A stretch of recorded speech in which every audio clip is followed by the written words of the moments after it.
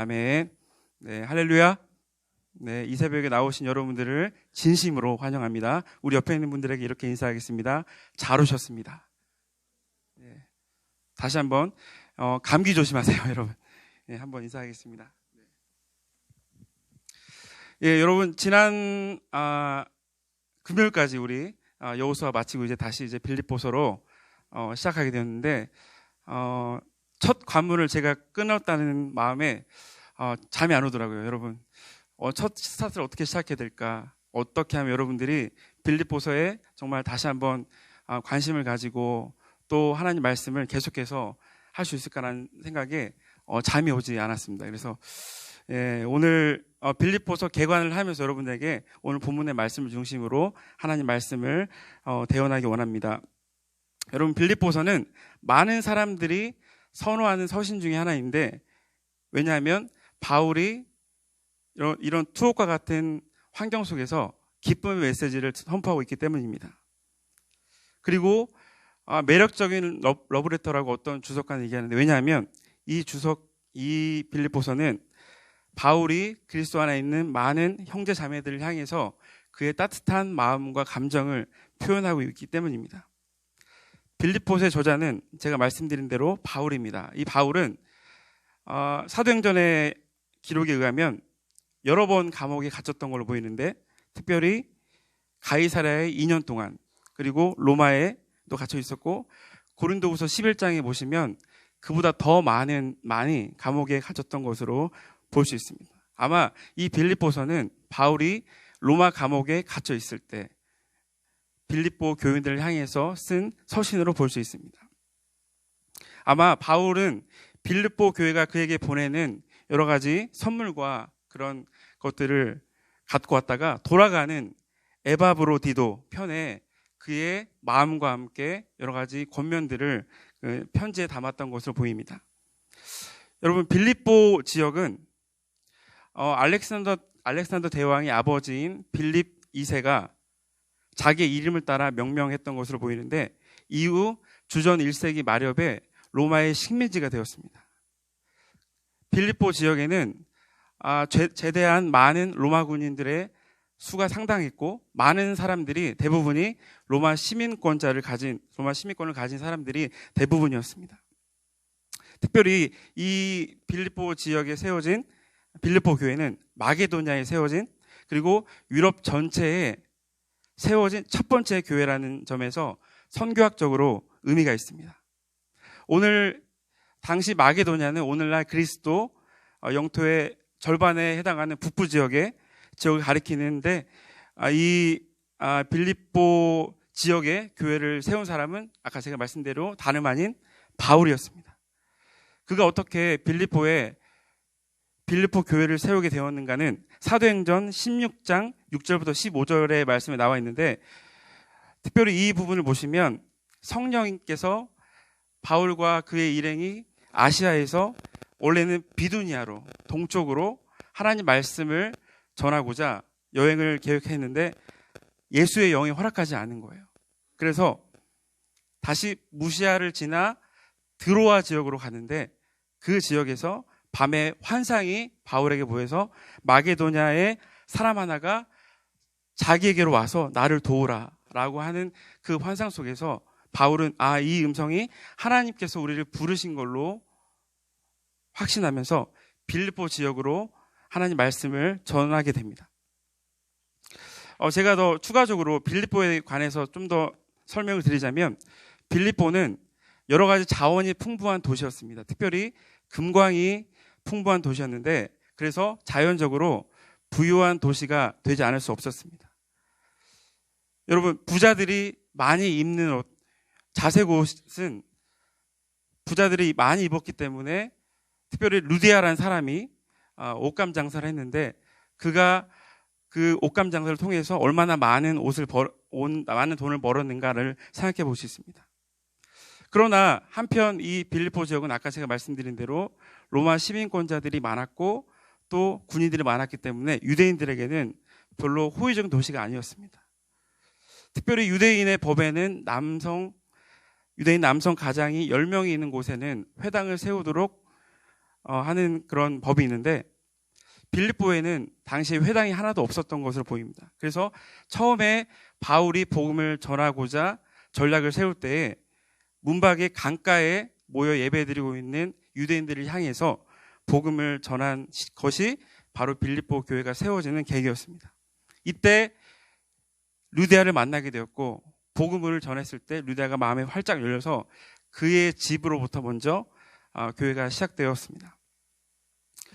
이후에 바울이 이 빌립보 교회에 첫 관계를 맺고 제자가 된 이후부터 계속되는 교제가 있었는데요. 특별히 바울은 이 빌립보 교회를 생각할 때 자신의 마음을 편하게 요청도 할 수 있었고 많은 도움을 얻을 수 있었던 아주 든든한 후원자였던 것을 보게 됩니다. 고린도후서 11장 9절에 보시면 내가 너희와 함께 있을 때 비용이 부족하였으되 아무에게도 누를 끼치지 아니었으면 마게도냐에서 온 형제들이 나의 부족한 것을 보충하였습니다. 여기서 마게도냐에서 온 형제들은 바로 빌립보 교회를 말하는 것입니다. 이후에 또 빌립보서 4장 14절부터 16절에 보시면 너희가 내 괴로움에 참여했으니 잘하였도다. 빌립보 사람들아 너희도 알거니와 복음의 시초에 내가 마게도냐를 떠날 때에 주고받는 내 일에 참여한 교회가 너희 외에는 아무도 없었느니라. 여러분 여기서 주고받는 일은 무엇을 의미할까요? 바울이 열심으로 구원의 복음과 예수 그리스도에 관한 진리를 전해주는 일이었다면 받는 일은 그의 선교 사역과 또 어려움에 처해 있는 많은 교회들을 돌보는 일에 또 후원하는 일에 이 빌립보 교회가 열정적으로 감당했던 것입니다. 그렇기 때문에 빌립보 교회에 대한 사도 바울의 마음은 감사와 애정과 남다른 신뢰가 있었습니다. 빌립보서 4장 1절에 보시면 나의 사랑하고 사모하는 형제들, 나의 기쁨이요 면류가 아닌 자들아. 여러분 여기서 사도 바울의 마음이 느껴지십니까? 나의 기쁨이요 나의 면류가 아닌 자들아. 웬만한 관계가 아니었다면 이런 고백을 할 수 없었을 것 같아요. 이후에 빌립보서 1장 8절에 보시면 내가 예수 그리스도의 심장으로 너희 무리를 얼마나 사랑하는지 하나님이 내 증인이시라. 하나님 앞에서도 사도 바울은 이 빌립보 교회들을 생각할 때 하나님 앞에서 내가 너희를 얼마나 사랑하는지 하나님이 내 증인이시라라고 말했던 것을 볼 때 바울은 빌립보 교회를 얼마나 사랑했는지 볼 수 있습니다. 오늘 본문에서도 우린 사도 바울의 그 마음을 잘 읽을 수 있는데요. 우리 3절, 5절 다 같이 읽어보도록 하겠습니다.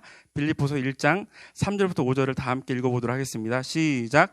내가 너희를 생각할 때마다 나의 하나님께 감사하며 간구할 때마다 너희 무리를 위하여 기쁨으로 항상 간구함은 너희가 첫날부터 이제까지 복음을 위한 일에 참여하고 있기 때문이라. 네, 바울은 빌립보 교회 성도들이 예수 그리스도를 받아들인 첫날부터 이제까지 무엇을 위한 일에 참여하고 있다고 말씀하고 있어요? 복음을 위한 일에. 여러분 바울이 그의 확신을 계속해서 이야기하고 있는데 첫날부터 이제까지 참여했던 이 빌립보 교회가 계속해서 앞으로도 계속해서 복음을 위한 일에 참여할 것이라고 확신하고 있는데 6절에 보시면 너희 안에서 착한 일을 시작하신 이가 그리스도 예수의 날까지 이루실 줄을 확신하노라. 바울이 이 빌립보 교인들이 참여하는 복음을 위한 일에 예수 그리스도의 오시는 날까지 참여할 것을 확신하고 있습니다. 7절에 보시면 그 근거를 알 수 있는데 너희가 내 마음에 있다. 여러분 이런 고백을 하기가 쉬울까요? 여러분 아포스 청년부에서 어떤 여러분의 동역자들을 바라볼 때 너희가 내 마음에 있다. 여러분 쉽게 고백할 수 있나요? 고백할 수 없죠. 단순한 후원해준 데에서 감사 이상의 마음을 표현한 곳이라고 볼 수 있습니다. 그리고 빌립보 교회를 향해서 바울이 가진 확신의 근거, 흔들리지 않는 사랑과 또 어떠한 일에도 함께 동역할 것을 믿는 바울의 그 믿음을 볼 수 있습니다. 그 이후에 보시면 은혜에 참여한 자가 됨이라 라는 고백을 하고 있는데요. 여러분 그 앞에 보시면 나의 매임과 복음을 변명함과 확정함에 여러분, 이 당시에 바울은 감옥에 있었습니다. 여러분, 사람이 잘 나갈 때는 여러분 주위에 많은 사람들이 오게 되죠. 그런데 만약에 감옥에 있다든지 아니면 은퇴한다든지 이렇게 되면은 원래 친하고 잘 다가왔던 분들도 좀 소원해지는 경우가 있습니다. 그런데 이 바울이 어려운 상황에 있을 때에도 빌립보 교회는 계속해서 바울을 위해서 지지하였고 또 후원을 했고 여러 가지 그의 사역 가운데 그의 여러 가지 하나님을 위한 복음의 일에 참여했던 것을 볼 수 있습니다. 저는 이 바울을 보면서 정말 부럽다라는 생각을 해보게 되었습니다. 저는 바울을 보면서 행복한 목회자였다. 여러분, 왜요? 복음을 위한 일에 첫날부터 이제까지 또 그리스도 예수의 날까지 함께 참여할 수 있는 그런 성도들과 동역자들이 있다는 그런 확신이 있기 때문입니다. 이 확신이 여러분 제가 만약에 이런 확신이 있다면 저는 매일매일을 정말 웃으면서 여러분 앞에서 스마일링을 매일 하면서 살아갈 것 같아요. 특별히 이런 확신들은 고난 잘 나갈 때 좋을 때뿐만 아니라 이 고난과 또 어려울 때에도 함께 할 수 있는 그런 믿음이 있다고 생각합니다.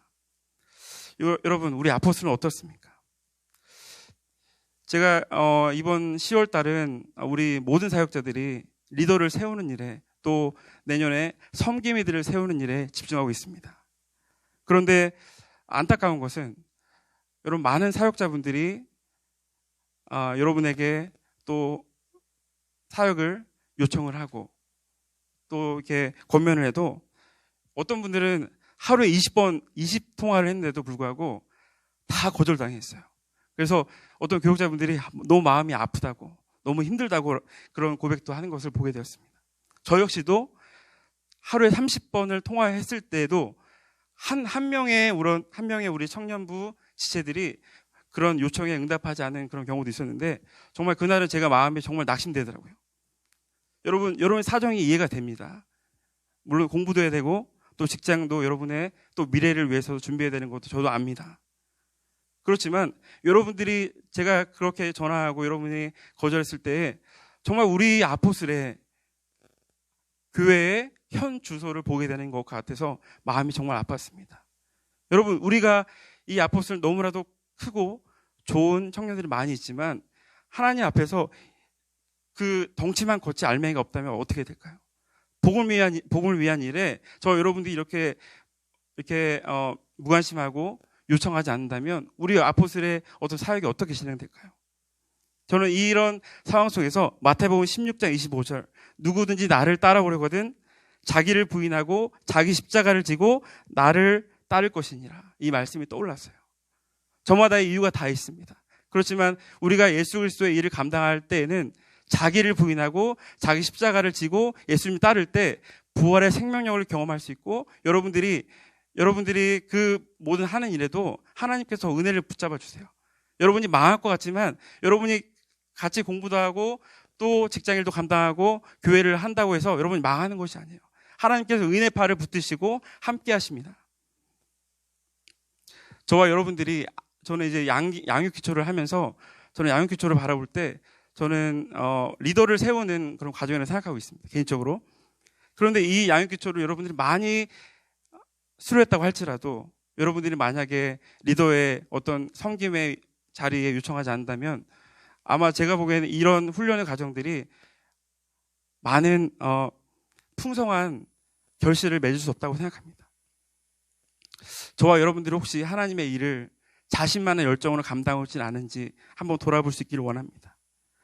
여러분의 열정으로 감당하지 마시고 하나님의 사명으로 감당할 수 있기를 바랍니다.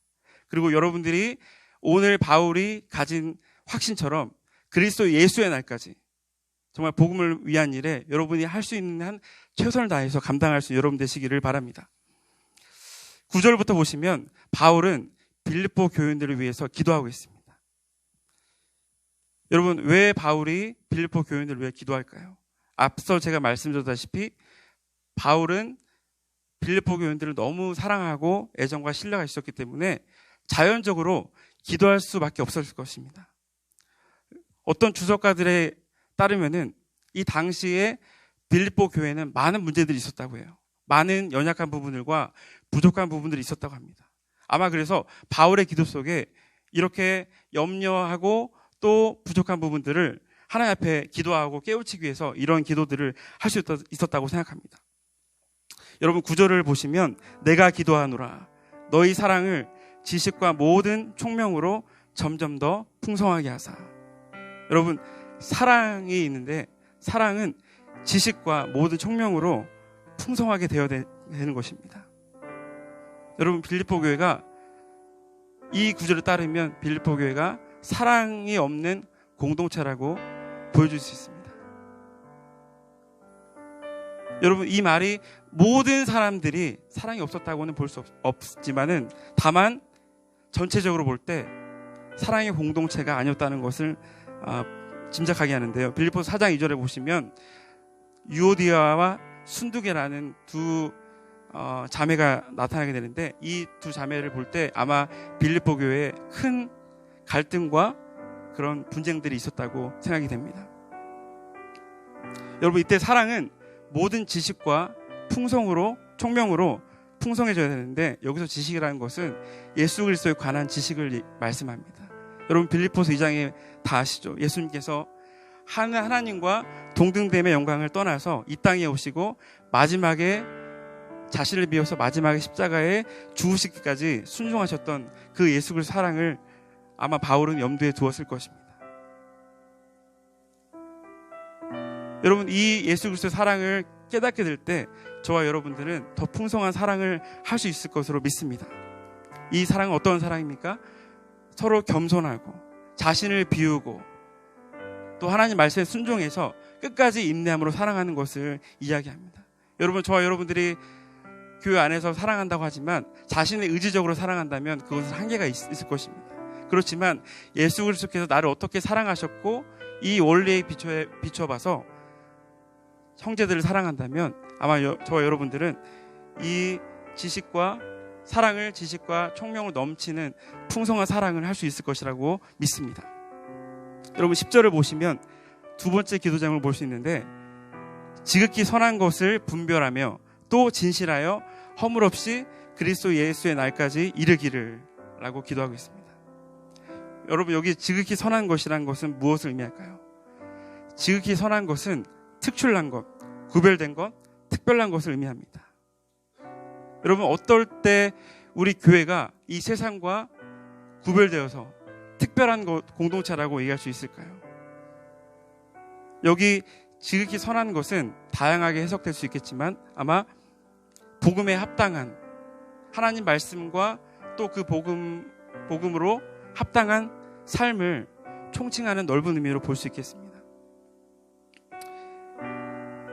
아마 빌립보 교회가 이런 특출남에서 벗어나서 세상과 똑같은 기관으로 변질되어 갔을 가능성이 있습니다. 저와 여러분들은 어떻습니까? 교회가 세상에 비교해 볼 때 여러분 많이 세속화되어 가고 있는데 저와 우리 공동체에는 그런 모습들이 없습니까? 많은 말씀과 양육을 듣지만은 살든지 죽든지 그리스도만이 존귀하게 되기를 원하는 순교적인 결단이 없는 교회, 물에 물 탄 듯 좋은 게 좋다는 것으로 가고 있는 그런 교회, 그런 모습들이 없는지 돌아보기 원합니다. 여러분 교회가 세상과 다른 점이 있다면 하나님을 모시는 또 예수 그리스도의 재림을 기대하는 종말론적 공동체라는 것입니다. 그래서 비록 부족하고 교회가 연약하고 왜소해 보여도 하나님의 은혜가 함께 있어서 많은 영적인 은사들이 넘쳐나며 하나님께로부터 오는 큰 은혜를 누릴 수 있는 것이 바로 교회 공동체입니다. 이때 함께 강조되는 것은 지극히 선한 것을 분별하는 능력, 분별력입니다. 여러분 분별력은 무엇입니까? 옳고 그른 것, 좋고 나쁜 것을 의미합니다. 히브리서 5장 13절 14절에 보시면 이는 젖을 먹는 자마다 어린아이니 의의 말씀을 경험하지 못한 자요 단단한 음식은 장성한 자의 것이니 이들은 지각을 사용함으로 연단을 받아 선악을 분별하는 자들이라. 여러분 어떤 사람이 선악을 분별할 수 있습니까? 바로 장성한 자가 되는 것입니다. 여러분 장성한 자는 선한 것을 분별하는 것으로 그치지 않고 지각을 사용함으로 연단을 받아 직접 실천하고 행동하면서 하나님 말씀을 이뤄가는, 하나님 말씀으로 행동하는 그런 성도들입니다. 그렇게 될 때 진실한 신앙인이 되고 그리스도 예수의 날까지 허물없이 하나님 앞에 설 수 있음을 여러분 믿으시기 바랍니다. 세 번째 기도는 바로 11절에 나타나 있는데, 11절에는 예수 그리스도로 말미암아 의의 열매가 가득하여 하나님의 영광과 찬송이 되기를 원하노라. 여러분, 의의 열매가 무엇일까요? 특별히 갈라디아서 5장 22절, 23절에 보니까 성령의 열매들이 나타나 있습니다. 성령의 열매는 사랑과 희락과 화평과 오래 참음과 자비와 양성과 충성과 온유와 절제니, 이런 것들이 가득한 그런 사람과 그런 공동체가 바로 의의 열매를 경험한 개인과 공동체가 될 것입니다. 특별히 누가복음 13장에 보니까 열매를 구하시고 찾으시는 우리 하나님의 옷을 볼 수 있어요. 포도원 지기에 비유해 보시면 열매를 기다리고 열매가 없자, 열매를 본 적이 없으니까 찍어버려라. 무엇 때문에 땅만 버리게 하겠느냐. 우리 하나님의 관심은 저와 여러분들이 영적으로도 성령의 은사, 성령의 열매를 맺기를 원하시고, 여러분의 사역 가운데서도 하나님께서 여러분에게 맡겨주신 사역 가운데서도 하나님 앞에 풍성한 그 열매들을 드리는 것을 원하시는 줄 믿으시기 바랍니다. 11절 후반절에 보시니까 그들이 하나님의 영광과 찬송이 되기를 원한다. 여러분, 이 기도가 우리의 매일의 기도가 되어야 되겠습니다. 여러분, 하나님의 영광과 찬송이 되는 것은 하나님께서 가장 원하시고 기뻐하시는 것인 줄 믿으시기 바랍니다. 또 하나님 앞에서 영원히 해야 될 일인 줄 믿으시기 바랍니다. 저는 형식상 11절의 후반부에 하나님의 영광과 찬송이 되는 삶이 나올 수 있지만, 저는 오늘 말씀을 통틀어서 이 말씀이 적용될 수 있다고 보는데요. 여러분, 우리의 사랑이 지식과 총명으로 풍성해질 때, 우리에게 지극히 선한 것을 분별하여 진실하여 예수 그리스도의 날까지 허물이 없이 살아가게 될 때, 우리 삶 속에 맡겨주신 사역과 또 우리의 성품에 있어서 성령의 열매들을 경험해서 우리가 하나님의 일에, 하나님이 쓰시고자 하는 일에 늘 준비되어 있는 모습이 될 때, 또 복음을 위한 일에 여러분들이 첫날부터 지금까지 또 예수 그리스도의 날까지 변함이 없이 하나님 앞에 나아가는 그런 모습이 있을 때, 저는 하나님의 영광과 찬송이 되는 것이라고 믿습니다. 여러분, 이제 10월의 마지막 주가 얼마 남지 않았습니다. 저희 아포슬은 이제 10월 달을 기점으로 해서 이제 새로운 내년의 사역으로 변경되게 됩니다. 저와 여러분들이 하나님 앞에서 다시 한번 열심을 내어서 우리 아포슬 공동체를 통하여서 일하실 하나님, 복음의 사역을 통해서 우리 안에서 풍성이 왕성해지고 또 넘쳐나는 은혜로 말미암아 지금도 흑암 가운데 있는 많은 여러분들의 가족과 동료들과 또 직장 가운데 여러분들로 말미암아 복음을 위한 일이 넘쳐나기를 바랍니다. 그래서 하나님 앞에서 우리 아포슬 공동체를 주목하시고 우리 아포슬 공동체에 관심이 있으시고, 우리 아포슬 공동체를 통하여서 이 대구 지역을 변화시키고 이 경북 지역을 변화시키고 하나님께서 원하시는 그런 모습들이 저와 여러분의 개인과 직장과 삶에서 일어나서 정말 하나님이 여러분들에게 잘했다, 충성된 종이라고 보시는 저와 여러분들의 모습이 다 될 수 있기를 예수님의 이름으로 기도합니다. 우리 시간 기도하겠습니다. 시간 기도할 때 오늘 말씀을 생각하면서, 하나님, 우리 아포슬 공동체가 정말 복음을 위한 일에 더욱 열심을 내게 하시고 첫날부터 지금까지 또 예수 그리스도의 오실 때까지 우리가 열심을 내어서 하나님 앞에서 복음을 위한 일을 잘 감당할 수 있도록 우리에게 힘과 능력과 또 말씀을 통해 은혜와 결단이 있을 수 있도록 이 시간 한번 다 같이 한번 기도하겠습니다. 하나님 아버지, 은혜를 감사합니다.